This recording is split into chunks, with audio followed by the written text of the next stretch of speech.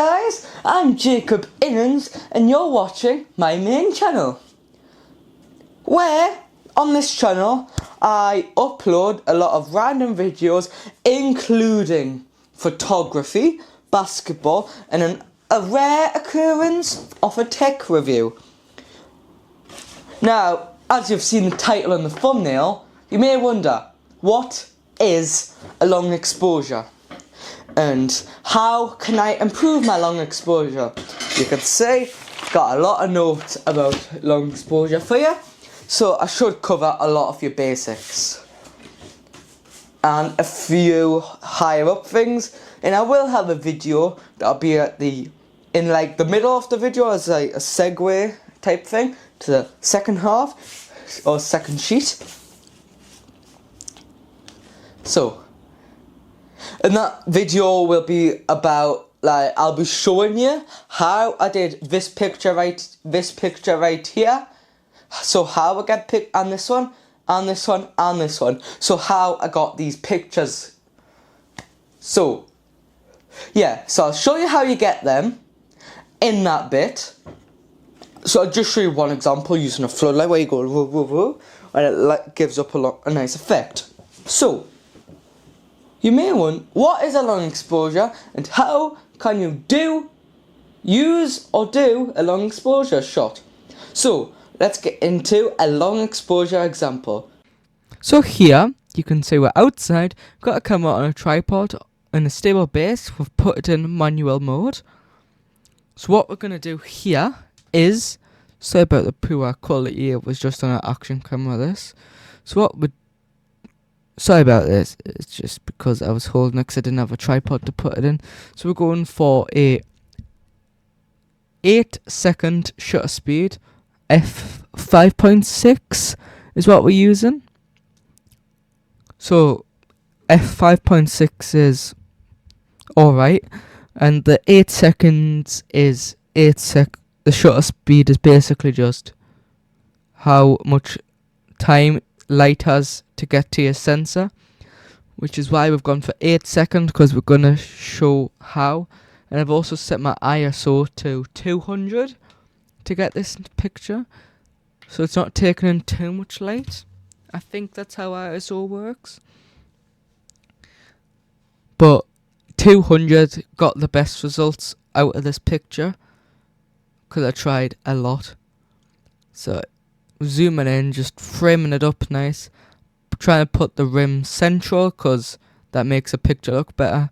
So here you can see, got a screen, so you can see I've set it on a 2-second timer, so I've got 2 seconds to get there. And then you just start with the light, moving it up and down, up and down. Then I didn't realise how short it was, but it would have looked a lot better if I went for maybe a 20-second. Which I should try, I will try. So there's the finished picture. Also showed you earlier. So I'm still thinking 8 seconds isn't done. It's freezing. So here, yeah. So how does a long exposure how does your camera do an actual long exposure? And that is by using the slow shutter speed, like 60 second, 20 second, 10, 5 second even, anything in between, or anything higher. Just depends on your camera. Because my camera, which is the Lumix G80, tops out at a 60 second exposure. And how it actually gets these effects is the sensor gets, because the shutter's just open like this, and your sensor's getting more light into it, and then at the end of the time your sensor shuts. The curtain for your sensor just shuts, and then obviously, like if you do this, it can see, light can't see your face, light can. So it's open, light can, for however long you set your shutter speed. It works for literally every image, and then shutter speeds up, bam. Then there, it turns that light into an image, which is really clever. I don't know how it actually does that. I will do a short or something on my channel, which is Jacob Innans Podcast. I know podcast, I named it wrong, but I'll try change the display name to Jacob Innan's podcast and short, and I'll also upload the shorts on these channels just so they get in the algorithm twice, and then I can get double as many views. So, what equipment would you need for a nice, good quality, long exposure? Well, you would need a camera, not a phone, but any camera will do. Like, you can go up to like really expensive, much every camera can do it, unless you're going in.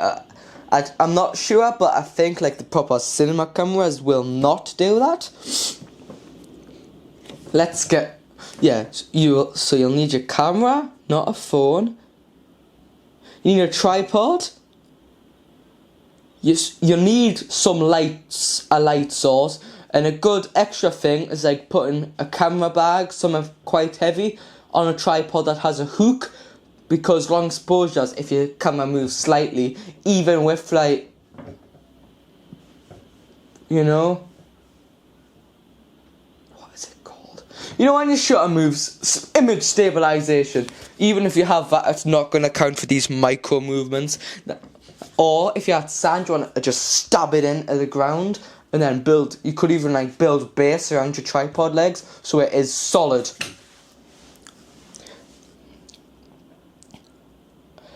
A good time to use it is in the dark, but if you're going to do it in light, you can use an ND filter. Now I'll put a few examples in the description. So he has a few examples of ND filters in the description. It can vary the price of ND filters. You can go from hundreds to like 30 quid. So, what would your ISO be for these images? Because you're often going to do them in the dark. So you want a low, very low ISO, like 200, in that type of range. 200 is what I used for them images I showed you later, and I'm about to show you how you get them. A good time to use a long exposure is if you're at like a waterfall. Set up your camera, press your button, your take photo button, and just use your ND filter on, and then just let the water streak down. It looks really nice. I've seen a good few examples on other YouTubers' videos. You can also use ND filter for lots of other things I think they're very good with videos. So now we've switched sheets. So we got this sheet, throw that in the bin. I'm not keeping that, I actually keep the video sheets because I write the day filmed. Now this video has been filmed the second time. This was filmed on the 16th, but now it's the 21st because I made a few mistakes. And if you look at this, it is a lot more longer than this. So, up the ISO. So, your first things to do, you can do like a metro type thing or a train, which is very good. Doing inside for things such as this picture above you.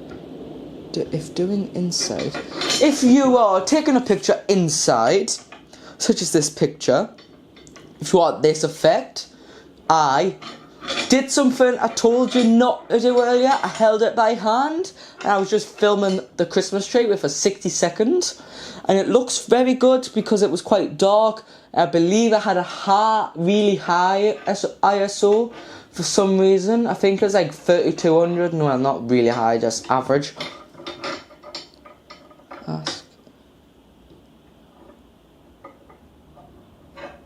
So you may ask, how do you change your ISO? Well, normally I don't think you can do them on GoPros and action cameras or your phone. That's why I was saying about using a proper camera earlier. So yes, if you're trying to do something outside, I would say just do it in the dark. Like if it's water, yes, do it in the light and then use an ND filter just to turn down the brightness a bit. Because ND filter basically, so this is your sensor, you put your ND filter on, and then they just sort of block the light getting into your sensor, kind of. So it's like if I put my hand here, it's blocking light. Let's just do it. It's blocking light, but it's still letting some light in. That's kind of what an ND filter does. If you're trying to do a picture of the Milky Way, you will have to go outside, somewhere where there's not too much light pollution, use your tripod, use a 20-second shutter speed, and up your ISO, and also you can't be in AI mode.